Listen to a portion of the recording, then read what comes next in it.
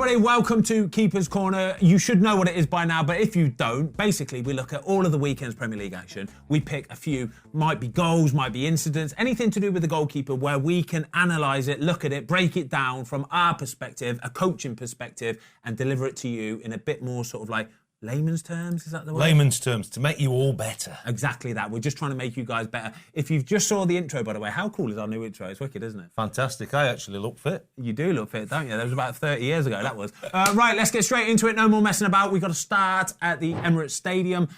You all saw this one. It is Kai Havertz going down for a penalty, absolutely leaving his leg in there, buying a penalty. It's an absolute disgrace. We're going to break it down from a goalie's perspective. Mark Travers, Watto, what do you think?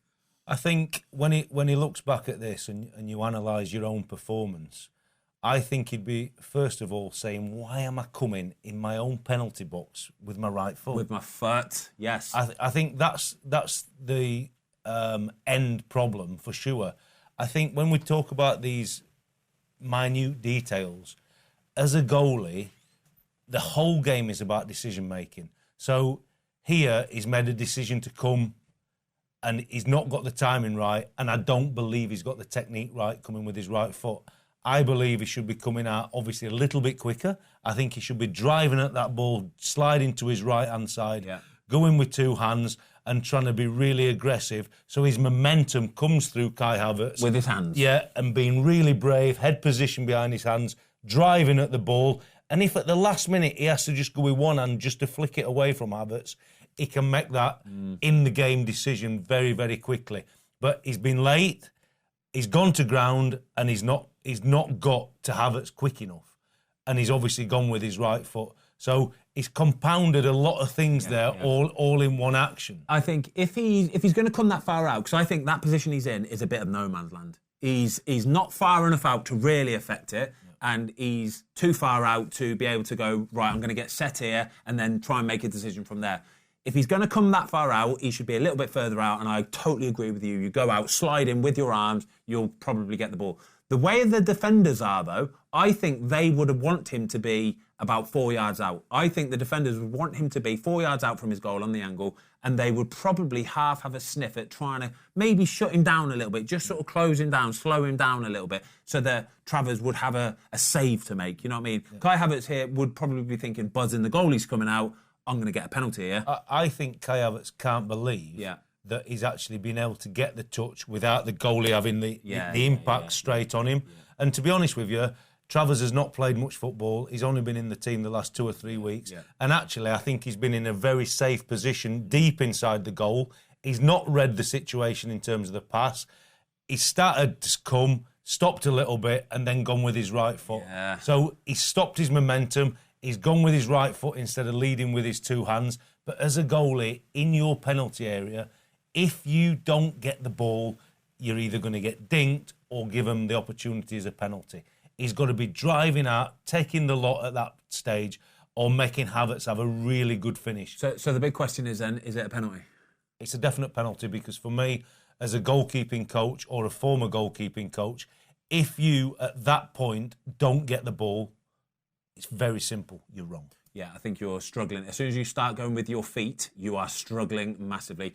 There's no doubt Kai Havertz buys the penalty. He knows exactly what he's doing. He's clever enough to leave his foot in there. And it's a dive. It's as simple as that. It's an absolute dive. But you are allowing him to do that as a goalkeeper. If you're diving with your feet like that, you're allowing him to do that. So it doesn't surprise me that the penalty was given. No, if you took the shirt and the goalie gloves off Mark at that point, he could have been an outfield player trying to make a sliding tackle in the box. And that's why it's a penalty. I would have liked to see him in the old style of goalkeeping, driving out, attacking that ball to his right, being really strong and brave. Get your head in there. Head position behind yourself and backing yourself and sliding through it. And your momentum, as long as you get the ball, can wipe everything out afterwards. I think it's a very, very safe option to go with your right foot and tackle. And ultimately, you've paid the price. Yep. OK, staying at the Emirates End, the second incident we're going to look at is the Declan Rice goal. It was the third goal of the game. It put the game to bed. I think Mark Travers has got a little bit too attracted to his near post here. Again, in kind of a no-man's land position. He can't really do a lot there. The ball was blasted past him before he knew it. What could he have done differently, Watto? I think when you see the start of this clip, this is the perfect one for any age or any ability or playing at any level. He's obviously in a good position on the angle here.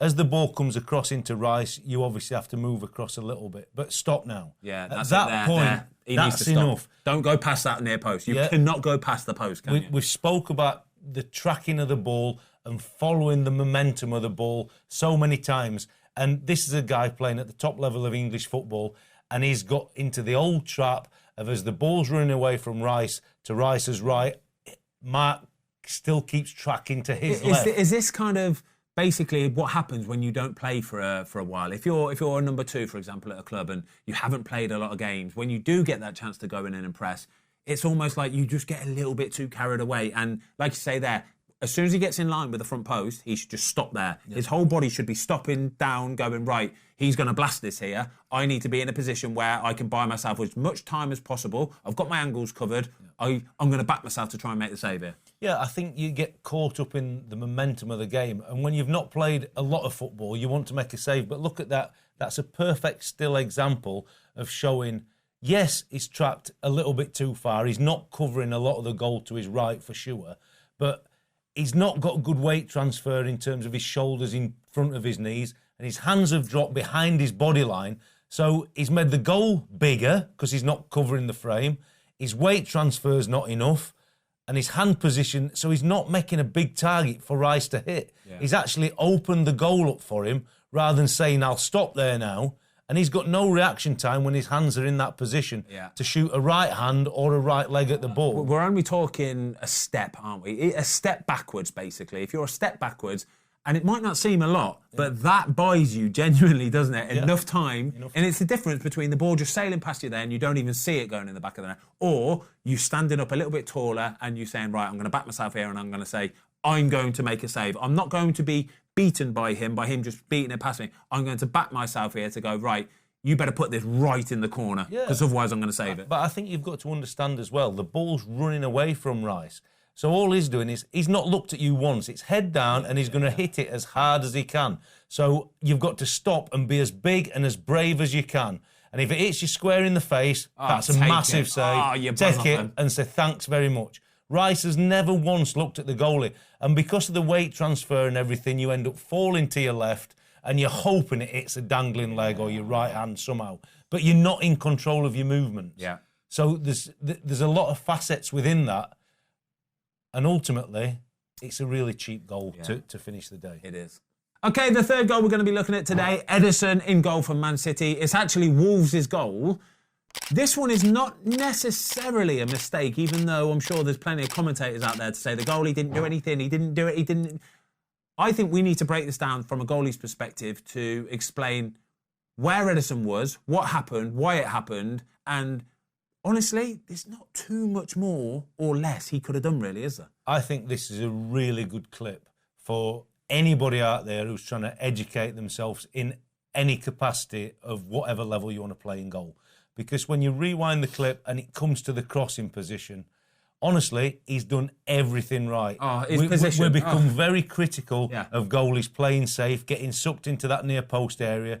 He's held a position really well. That is phenomenal. That's a phenomenal goal. That is honestly the dream position. So many goalies just get drawn into that near post space because you get so worried that he's just going to try and put it straight in that space. So it's so natural for you to just get sucked in towards it. I've seen goalies in that position that would be probably 3 steps over, maybe almost like touch tight to the near post. He's in such a good aggressive position, which tells me Edison is thinking, I want to help my team out here. I want to come and take any cross that's in there and I'll help my boys out. It's brilliant to see, isn't it? So the starting position is incredible. De Gea, who were one of the Premier League's best goalies, would have been doing exactly what you've said. He'd have been tucked in tight to that near post. And a centre-half or his right-back would have had a real problem with this cross. Yeah. But my first point here is for a goalie at this level, his body shape is good. Yeah. So what could he have done better? The first thing he needed to have done better, and we talk about this for outfield players, is how much time they get, especially midfield players. They've got to be scanning, looking over the shoulders all the time.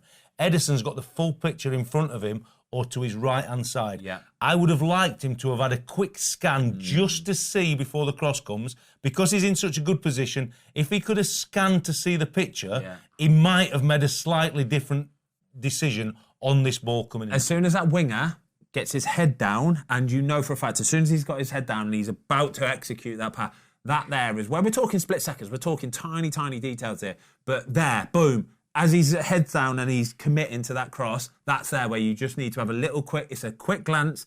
I know where my players are. I know my Carl Walker's behind me. I've got a Kanji right next to me there. I know where everybody is, right? I know where the Wolves players are as well. That's where, if he would have done that, I think he'd have been more aware of where the Wolves players are, and he could have actually gone, do you know what? I can just leave this one. Absolutely. I can just leave this. I haven't got to get involved. Absolutely. And we're talking minute detail and at the very top. So the key here, start position and then scan. Yeah. From this position, we never like to see a goalie have to jump off 2 feet because you don't get much momentum. But if you look at the height of his hand, the ball and his takeoff, he's at full stretch there. So I agree. If he would have scanned and been really brave, he could have let that ball go, for sure. And then, to be honest with you, sometimes you just want a contact. Because he's not scanned, he's thinking there's 2 players flying in behind him. He's got to protect his centre-half. He's got to protect Walker. Any touch, they'll have driven in behind me. And he thinks he's safe. A touch is probably better than no touch, isn't it? Because when the ball is flying in, that player is able to pick up that ball and he's like, right, I can trust the flight of it. I know where it's going to go. But when the goalie gets that little faint touch on it, the little flick, it diverts the course of the ball. Diverts the course of the ball, you don't know where it's going to go, and it can cause a bit of mayhem. He's just really unfortunate in this position here that the only place he really can go is just out there. If he can get a bit more of a stronger wrist on it and put it kind of a bit more square out, but even then you're taught not to do that. You're taught to almost help it on, aren't you? It just so happens that he's helped it on right into the path of the Wolves. So we go back to the start of dissecting this goal, and it's really about the scanning. And can you be brave enough? Because space will never score a goal. So if the 2 defenders are marking tight and you allow a ball to come through that channel, space cannot score. And he's been really unlucky because the height of the ball is not allowing him to get a good punch. He has to just help it on. He has to flick it on. But because he's not scanned, he's put the Wolves player's been clever because he's not driven in behind Walker. He's not tried to attack the cross. He's hoping for a mistake. And the mistake has actually come. And Edison's been really unlucky. Really unlucky. But at the top level, bravery counts. Bravery on the ball like he has when he's playing outfield, but bravery there to let that ball flash across the face of him, and that is no goal. I think for anybody watching, any of the young kids, any goalkeepers, just a lot of what you can take from this clip is his starting position. It's absolutely world class. What a great position to be taking. And taking that start position in the next 100 crosses, he'll not concede another goal like that because of the level and the quality he has. But that ball in that moment, he needed to use his experience by being holding and being brave, but he needed to scan. It's the only way it stops him doing what he did. Right, Watto, let's go to Anfield then, shall we? Let's have a look at Vicario. It was Mo Salah, the header at the back post. It's the opening goal of the game. For me, Vicario has done everything right. Fantastic footwork until the final part of what should have been a save, really, shouldn't it? Yeah, we've just dissected Edison at the Etihad, and I think you can start at the start of this clip by talking about his position. You'd normally be saying at this point, goalies would be struggling to cover the ground to get across goal. Yeah. He gets across goal really quickly. Footwork. His footwork's brilliant. This bit here now is incredible. Covered the goal, boom, right. Now your problems start. You've covered the goal, you've transferred all your weight, got across there, so there's 2 points now. You've got to get into that position as soon as Salah's going to head it. Hands can't be low, have to be high. It's a head or a volleyed contact. 9 out of 10, the ball's coming high into the goal. So you've got to raise your hands to give yourself a chance. But again, look at the weight transfer. Shoulders behind the knees, sinking onto the heels. Hand position low. You're only going to do one thing. Instead of being 6'4", you're 5'6". You're giving him nothing to beat. And you cannot, from that position, transfer your hand position up quickly enough. Look at the weight on his heels. He's 5'6" as Salah heads it, and his hands are down so low. Mo Salah's heading this ball 2 yards away from him, 3 yards away from him. At the moment Vicario gets over there and he's going, right, I need to stop and get set here. I'm going to pick my mic pack up. But I don't know if you can see this, everybody, but when you get over there, that's the point where you need to go, right, I'm standing tall. I'm going to lift my arms up a little bit. The guy is headering it from 3 yards away from me. Get tall, keep your arms up. and set, rock solid, absolutely rock solid. The last thing I want you to see you doing is rocking backwards. It comes to that old adage of make the striker beat you. Do not beat yourself. You beat yourself by rocking back, yeah? You will do. Yeah. If you stand there and back yourself and go, right, go on then, mate. We're at a tight angle here. See if you can beat me. 3 yards, even 3 yards, you've got time to react. You've got time to make the save. If you're in that front-footed, weight over your shoulders, over the big toe, I think you can make the save. But you also know, because you've covered the ground so quickly, if actually here Salah sees a goalie that is now 6'4", shoulders in front, head position still looking at him, but he's got that big softball pose, boom, he might do something different. Yeah, he might even try and head that down there. You've got no reaction time and the ball's going to hit you. You have to have a big target. Yeah. Unfortunately, he's just done everything so wrong at the point of impact. He's got no chance of saving it. This is that calmness. This is, again, they say goalkeepers get better with age, and I think this is part of learning from your experiences as a goalkeeper, isn't it? That you know that when you get into that position next time, when I get finally there and I'm about to set, is right, nice and calm, nice and composed, cool head, set, rock solid, like you say, shoulders over your big toes, weight on the front foot. Do not sink back. The last thing you can do is sink back. You would have mullered me for sinking back there, wouldn't you? As soon as you sink, it's a goal, because that ball can go, unless it hits you, it's in, because you can't do anything. He's done such a good job to get across there, but now you need the two next fundamental things in the job, hand position and body weight. Yeah, true that. And I think he'll be really disappointed. And when you get 1-0 down at Anfield, on the run of form that team are on, you're going to be up against it. And we're not goalie bashing here. We're talking about detail. Oh, yeah. But he'll be really disappointed in that goal, because he's been a top performer for them this year. And I think because he's transferred across the goal, he's expecting to save it. But he's never given himself a chance. Loose on his hand movement, loose on his body transfer in terms of his weight. Right, time for save of the week. We've dissected some goals. It's time to give the goalie some proper good love. And we're going to go to Kenilworth Road, Luton Town, Kaminski. It's the dying minutes of the game, a massive game for Luton. Big Dominic Calvert-Lewin gets up, in fairness, he gets up incredibly well, doesn't he? He jumps fantastically. He's got a header from 6 yards. Kaminski works his feet well, gets into the middle of the goal, tips it over. Great reactions. It's a fantastic save, and it's what goalkeeping's all about. So we've just been really critical of a goalie conceding a header from 2 or 3 yards away from him. And here's a similar moment. He's having to track across the line of the goal. I don't think he does the greatest thing by getting sucked into that near post and being in that touch-tight position into his right-hand post. What do you want him, about another step that way? Yeah. Reading the position, because the secondary ball is always important. If your body weight's still moving to the right there, and then Calvert-Lewin's coming in closer, or it's looping into the far side, you're not going to be able to do it. But from that point on, he's not giving it up. Look at the body weight transfer. So what's the difference here between what we spoke about, Vicario and Kaminski? As he's got across, his shoulders above his knees, his right hand and his left hand are not dropped below the knee high. He's taller. And he's taller, and he's in control of himself, and he's made himself as big as he can. And do you know what he's telling himself as well? He'll be saying, go on then, beat me. Go on, beat me. Let's see what you got. Let's see what you got, DCL. Come on. Head position's fantastic, and because he's not dropped and he's in control of his weight, he can get that right hand up quickly, and he makes an unbelievable save. I know for a fact, a lot of commentators here will go, oh, it's straight down his throat, it's in the middle of the goal, he's flinging his legs up. No chance, mate. When you've got 6 yards, and that is less than half a second, that's less than half a second from it leaving Dominic Calvert-Lewin's head to him touching the ball. You have to do whatever you can do to get your arm up there. And if that means arching your back and twisting your spine, you do what you got to do, mate. As long as you get that hand on the ball first, what a save. But he makes the save because of his body weight in terms of it's in front of his knees, and his hand position's not dropped low. If you're low and your shoulders are behind your knee line, you're going backwards and the goal's open, and you might get that right hand up, but you're going to push it into the top of the goal. Because you're falling backwards, everything, your motion, the ball's going to come. It's in the goal. Watto. Absolutely. Stand tall, back yourself, go on, beat me. Let's see what you got. Fantastic save. All right, it's time for one of those historical saves. We did Sergio Aguero last week. This time we are looking at Manchester City against Swansea from, when was this, Watto? 2015. 2015. This save gives me a massive heart on. Hart on, I said. Hart. Mate, that's very, very clever. Joe Hart, it's a corner to Swansea, whipped in, lovely. I think it's Llorente with the header. We're in the 81st minute, Man City 3-2 up. Oh my gosh, Joe Hart, what a save this is. Talk to me about this bad boy.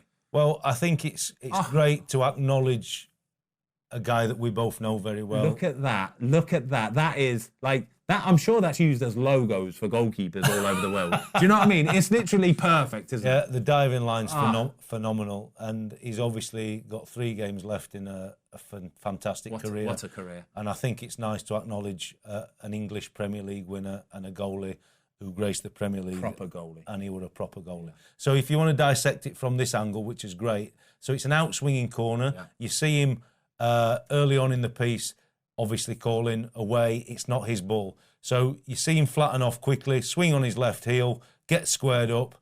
You see the 2 little steps? Yeah. 3 little steps. Just as he's about to head it. Just as he's about to head it, he's opened his body up and then he's squared himself off and then he's taken 3 or 4 little tiny steps. He's always on the balls of his feet. Exactly. Just backwards. He's always under complete control of it. But just those little steps backwards towards his line just buys him a little split second more reaction time. Just a little split. Yeah. But it makes a difference. But look at his hand position as he's spun on that left heel. He's coming. He's on the balls of his toes. Hand positions have never dropped behind his knees. Yeah. Never, ever dropped below his knees. And now you've got that spring, that reaction, that drive off that left foot. And that is some diving line. It's probably just behind his body line. But he's had the ability then with his left hand just to turn and flick to get it over the bar. Because sometimes when the ball's a little bit lower, we don't talk about flicking over the bar. We just talk about a parry to come out. On this occasion, he's too far away. It's the last bit of the fingertip on that left hand. And he can't get the parry away. He's got to get it over the bar. It's one of the best saves you've ever seen. This is honestly one of the best saves you will ever see. It really is. For everything that's involved in it. The strength at range there, Watto, yeah? The strength at range to be able to... Because when you're stretched out full like that, you start to lose all the strength. It goes because everything is stretched out to its maximum. So then still to be able to get it on the end of the fingertips, flick it, and get it over the bar... a lot of goalkeepers could get into the same position, but still wouldn't be able to execute the save. Joe Hart is freakishly strong, isn't he? He is freakishly strong. And I would back him to make that save because I know what his genetic build is. I know that. And the arch in the back, everything about it. It's the line, the flexibility. But for everybody watching, you see the diving line, which is important, but it's the power that comes from that left foot, the explosive power. And the height he's now at, with both feet off the floor, the higher you get there, obviously the smaller the goal gets for the attackers. Yeah. And it's honestly an incredible save. And I just think it's the right thing to finish on this week with him having 2 or 3 games left in his career before he hangs the gloves up. You know it's a good save when the opposition all put their hands on their heads, don't they? Look at this. Look at this. Oh gosh, no! Look, there's 4 of them. Oh, I know. It's the best. It's the best feeling ever. Whenever I used to dissect a video, when you make a save I never made a save like that. But if you made a save like that, you just want to see the striker's reaction for sure. Joe Hart, well done, mate. Right, that was Keeper's Corner. I hope you enjoyed it. Make sure you get down in the comments below. Let us know what you think. Everything that we've dissected today. I don't think we've missed anything, have we? I don't think we've missed anything, but if anybody can add anything to that Joe Hart save, we'd be happy to hear it. Get in below. Next week, we are going to be giving one of those big sort of magic TVs a go, Watto. You know, the one where we get the picture on screen, we're able to draw lines, dissect it, point at it, all that kind of stuff. Might even be able to show you one of my saves. Was there any? I think there's one. 1 or 2. We'll see you next week. All the best. Keep us corner.